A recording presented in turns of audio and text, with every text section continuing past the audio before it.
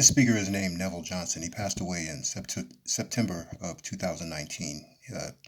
He's walking with the Lord on the other side of the veil right now. But before he passed away, he used to walk with him just about every single day. The Lord would show up in the morning or any time during the day. And he would sit with Neville physically and talk to him and counsel him and take him different places. Took him to heaven many a times. Paradise, the outer court, the inner court, the holy place. He's seen a lot. He's been on missions for God. Angels will show up and take him different places anytime during the day. Didn't matter. He could see the angels when he was speaking. He see the Lord Jesus Christ would walk in the auditorium while he was there. Did a whole lot of things in the past 40 to 50 years. I think he started in the early 70s, seeing the Lord. And that was his calling while he was here on earth. And he was trained a lot to be able to teach us, because these are the last days, these are the end times. We probably got a decade left. That's my guess. There's going to be quite a few things happening here in this next decade, and we're going to be. He's teaching us how to get ready for those things. He's letting us know what's going to happen, approximately when it's going to happen, and how to prepare for it. Get our minds ready, our bodies ready, our families ready, our situations ready, and so we can fall right into our calling, because we all have a destiny, and our destinies, they will be fulfilled. And so. Yeah, it's Neville Johnson, and you can find him on the World Wide Web. The Academy of Light is his ministry, and his son Mark Johnson also have same or similar gifts. Lord Mark met the Holy Spirit physically. He described them. You see, it's the angels. He met the Lord Jesus Christ also too. And if you listen to these guys, they'll tell you some of their stories. And I tell you what, they're fascinating, and they're amazing. And so I would encourage you guys just to press in and listen to something every single day. There's a playlist, at Academy of Light playlist on this channel. You can tune in every day to get that. And also just, go to the Academy of Light, if nothing else, and listen to at least one message every single day. And get ready, because it's getting ready to get real serious. Real things are getting ready to happen, and they're happening right now all over the world. About 90%. Most of the prophecies in the Bible have been fulfilled. So there's a few left, and they're really, really important ones, and they're some tough ones. And you guys were selected to be here during this time. So it's up to us to be aware of what's going on, so we won't be shocked, because a lot of people will be stunned. And a lot of people are going to make wrong decisions. And if you have the knowledge and you're in the wisdom, then you won't be shocked. You won't be stunned. You'll know it's going to be coming, and you'll know what's happening when it's happening. And it's better to do it that way than any other way. Also, you can subscribe to this channel and give a thumbs up too if you like. Neville Johnson. We'll be dealing with the parables of Jesus. And some things we need to understand about these parables. They are the parables of the kingdom. We're entering the kingdom age now.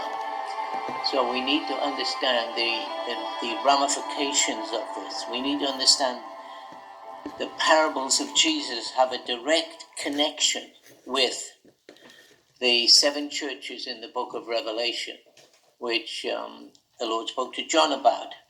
Each is a picture of the other. For instance, the parable of the sower spoke of the Ephesus church in the book of Revelation.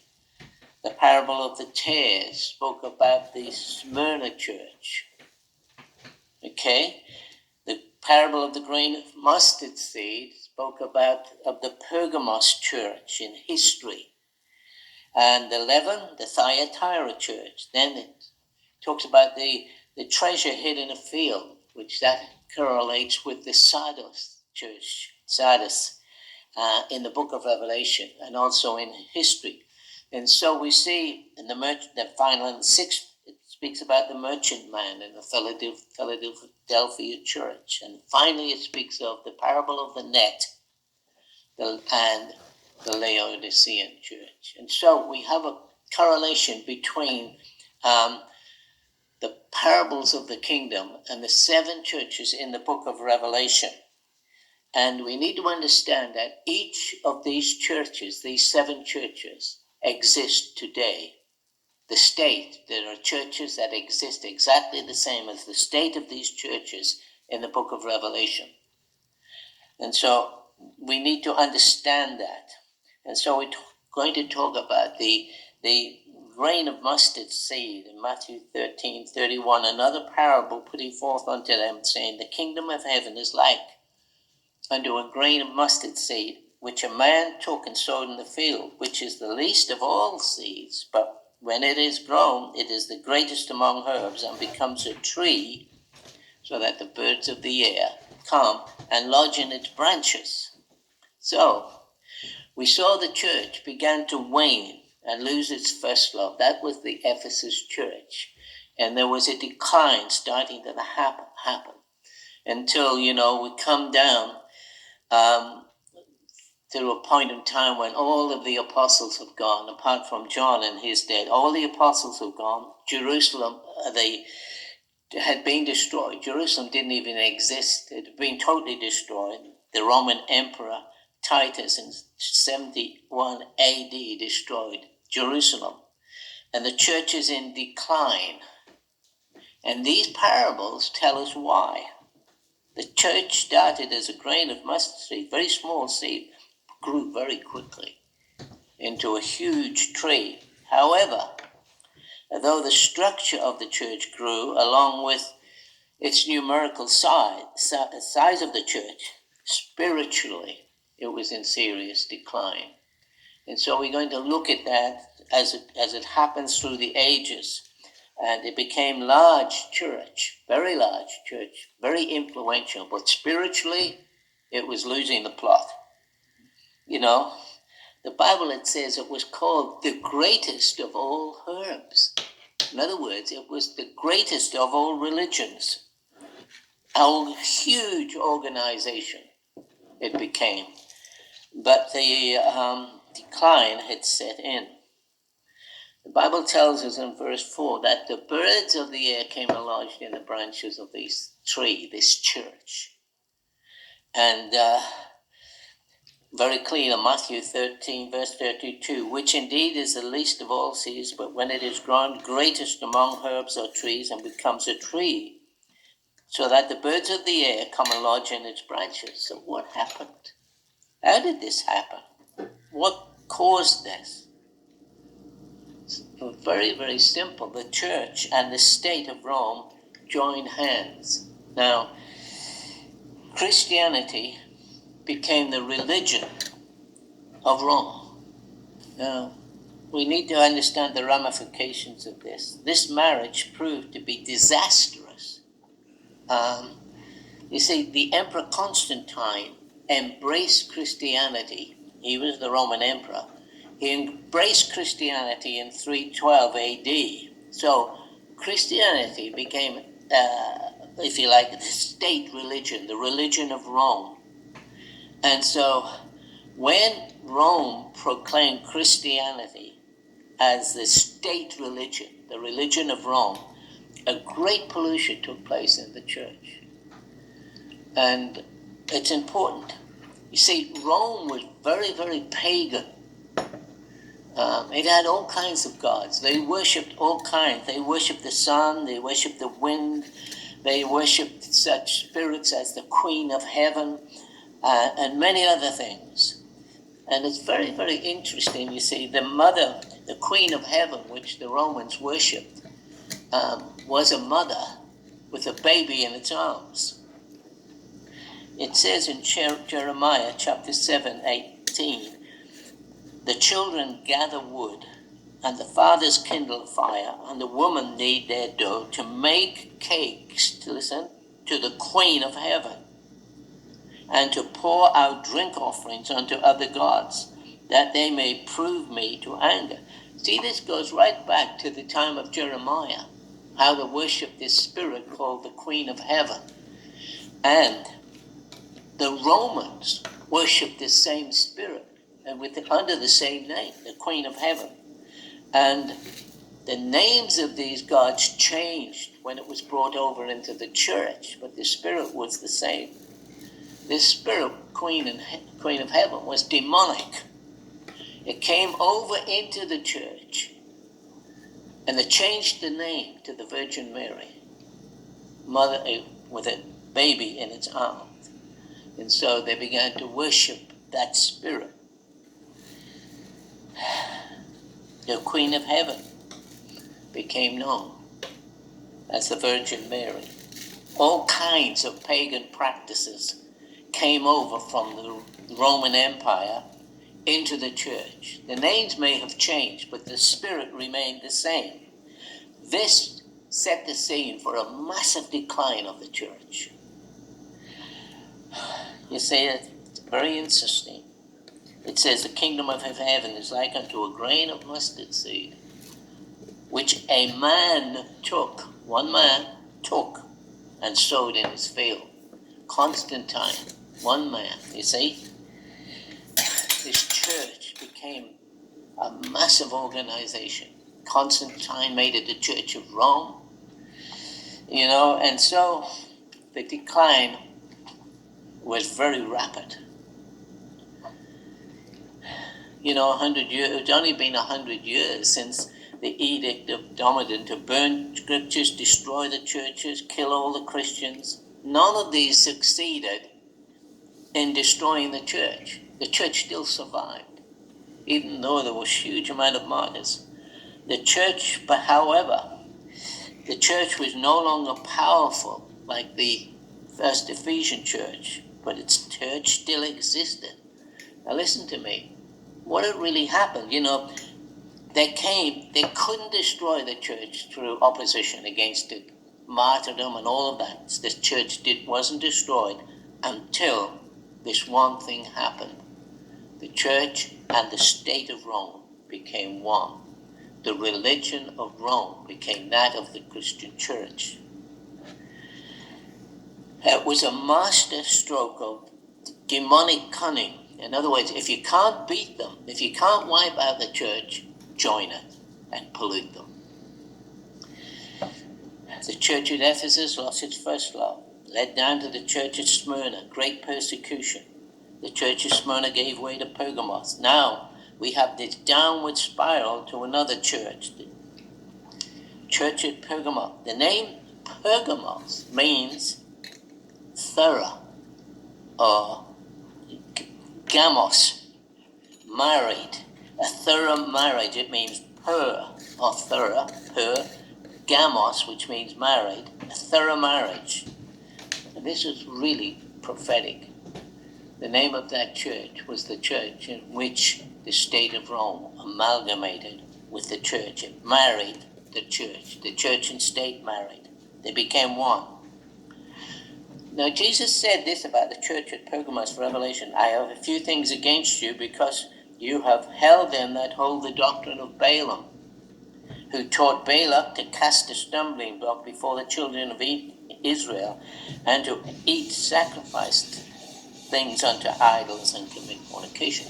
He said, I've somewhat against you, the church at Pergamos. So we have the corresponding church to that parable, the church at Pergamos, which means married, a perfect marriage. And he also said we have the doctrine of Balaam. Now what was that? What was the doctrine of Balaam? Well, in Numbers chapter 22 and through to 25, we have a story of Balak, the king of Moab, and Balaam, the prophet in Israel. Balak was afraid of Israel, so he hired this guy called Balaam to curse Israel. And he said, I'll give you money and you do this and just curse Israel. So he did. Balaam tried several times to curse Israel, but when he opened his mouth, blessing came out. Now, this annoyed the king, as you can imagine. It really annoyed the king. So finally, this king Balaam told them what to do. He said, this is what you need to do. So he said in Numbers chapter 24, verse 14, it says, and now behold, I go unto my people. Come therefore, and I'll tell you thee what you shall do. He said this, what you shall do to your people in the latter days. Why did he say the latter days? Notice that connection with the latter days. He said, okay, well, I'm afraid of this nation of Israel. You've got to curse them, and I'll give you money. And it didn't work. So the king said, the king was really upset. And so he came to him and said, look, I'll tell you what to do. If you do this, this will do the trick. So what did he tell them to do? He said, Balaam told Balak to let his people mix with the children of Israel, let them marry the women of Moab, and they'll be defeated. I thought, well, that's strange. He said, why? Because their wives will persuade them to embrace their gods as well. So they'll mix their gods with the God of Israel. And it says that it actually happened. He said, Balaam told Balak, let his people mix with the children of Israel, marry the woman of Moab, and they will be defeated. Doctrine of Balaam. A marriage, you see. The marriage between Rome, the state, and the church.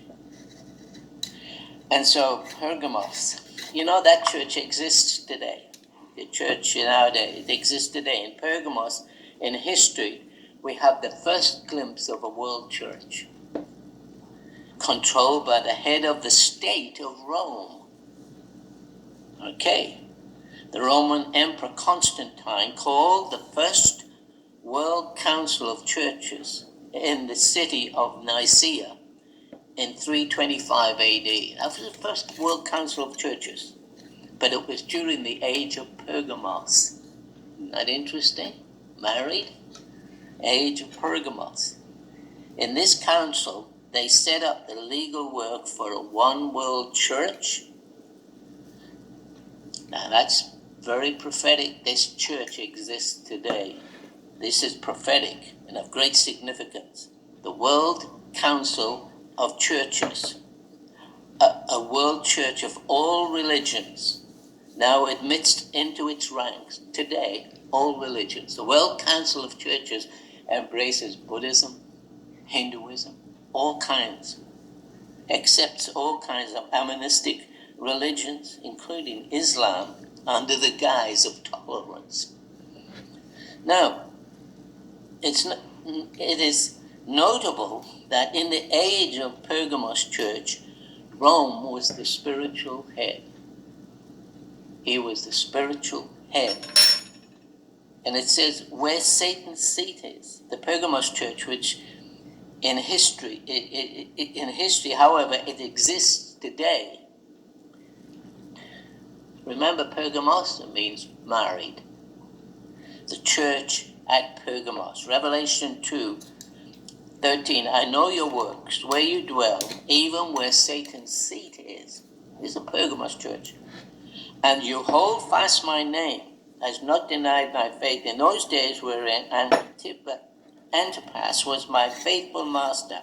So it's talking about the Pergamos church. It's where the very time of where the very Satan of seat is. I know where you dwell, where Satan's seat is.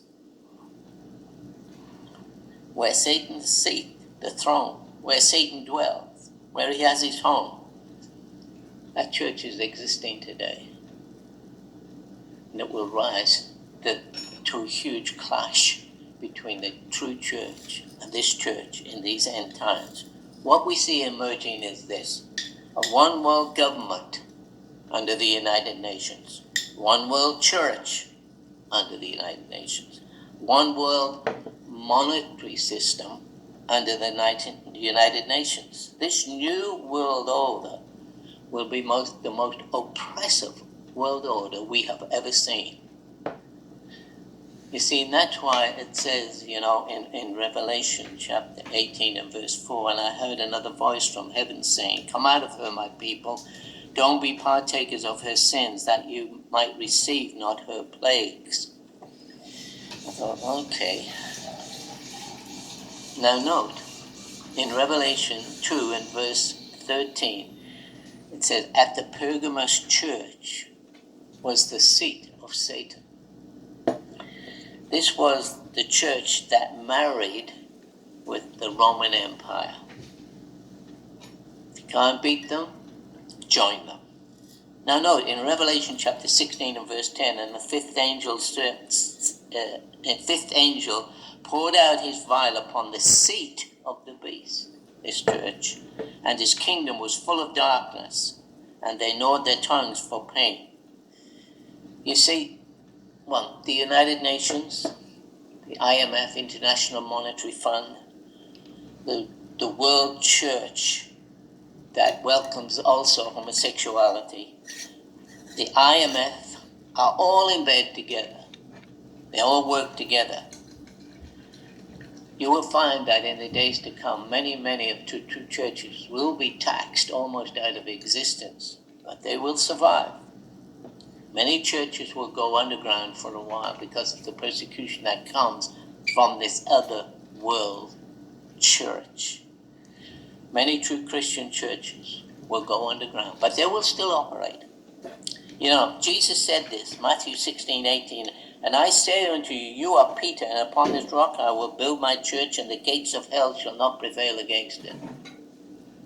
That false church, that Antichrist system, that amalgamation of Rome and the church and the systems of this world will not overcome the true church. I say unto you, you are Peter, upon this rock I will build my church, and the gates of hell will not prevail against it. The Lord is our helper. Matthew 28:20, teaching them to observe all things whatsoever I have commanded you. And I am with you always, right to the very, very end of this age. So we have this system. The church is in decline from the Ephesus church all the way down. Comes through tremendous persecution. But you see, the devil couldn't extinguish the church. So, after all of this trying to wipe out the church with all kinds of systems and pollutions, we come down to this point where the devil is very shrewd. He said, well, we can't beat them, but we can join them and pollute them. And that was his strategy in this church, which became the seat of Satan. The church married with the state of Rome. And all of the pagan practices of Rome came over into the church with different names. Like the Queen of Heaven was a demonic power. Even in the times of Jeremiah, and it came down and was worshipped by the Roman Empire. The Queen of Heaven, a mother with a baby in its arms, came over into the true church with another name, you see. Mary carrying the baby. Things are not as they seem to be. You know, and it's the Pergamos church became a seat of Satan that eventually would take the church down into 1,000 years of darkness. We need to understand that church exists today. There is so much in the world today, and even among Pentecostals, that, you know, we need to unite with Rome. We need to become one church. We need to appreciate Rome and the present Pope and what he is doing. False prophets. Don't be caught up in that.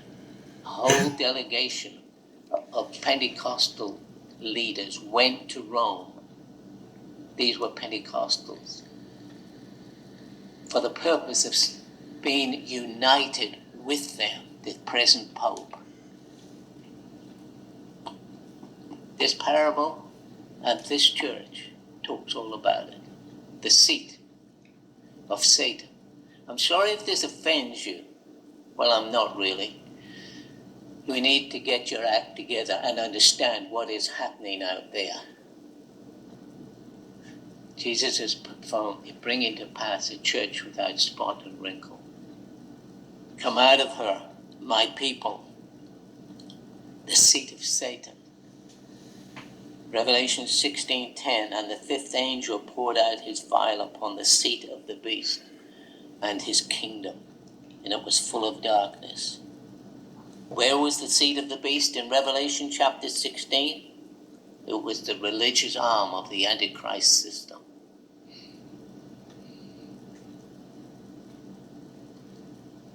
Daniel chapter 7 and verse 18, but the saints of the Most High shall take the kingdom and possess the kingdom forever and ever and ever. So there's a clash coming. And the clash is between two church systems. One which is linked to the World Council of Churches, the IMF, the World Council of Churches. This whole organization centered in Europe. And by the way, you better start praying for England. You know, England must not join the European Union. There's a tremendous battle at the present time over the nation of Israel.